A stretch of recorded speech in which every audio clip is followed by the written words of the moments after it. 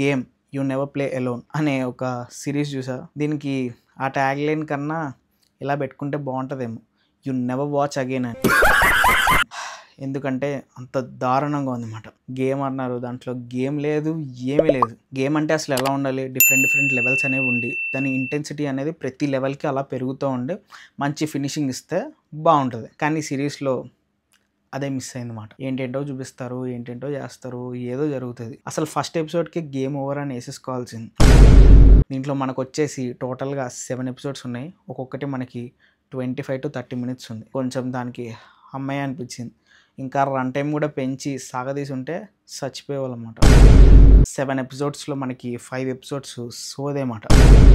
హీరోయిన్ని టార్చర్ చేసే పద్ధతి కూడా ఏదో ఫోటోలు పంపిస్తూ ఉంటారు. ఆ ఫోటోలకి భయం కాదు కదా, ఉండదు అన్నమాట. మనకి చిరాకు అనిపిస్తుంది. క్రింజ్ ఫోటోల్లో ఉంటే దానికి వీళ్ళందరూ భయపడిపోతున్నట్టుగా చూపిస్తారు.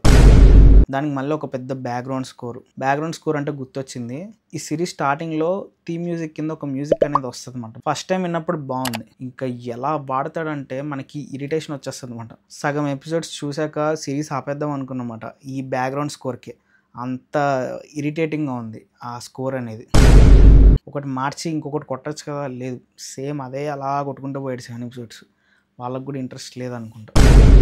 అండ్ దీంట్లో ఇంకొకటి బాగాలేనిది ఏంటంటే ఆ డబ్బింగ్ మాట. ఘోరమైన నాన్ సింక్లో ఉంటుంది.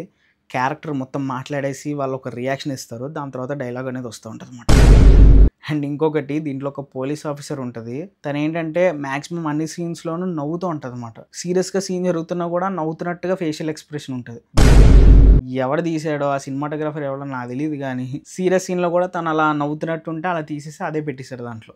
ఇంకేం చెప్పాలి, అన్నీ ఇలాగే ఉన్నాయన్నమాట. ఎక్కడ ఇంట్రెస్టింగ్ అనిపించదు. సిరీస్ అంతా ఒకటే ఎక్స్ప్రెషన్తో అలా డెడ్ ఎక్స్ప్రెషన్తో చూసామంట నేను.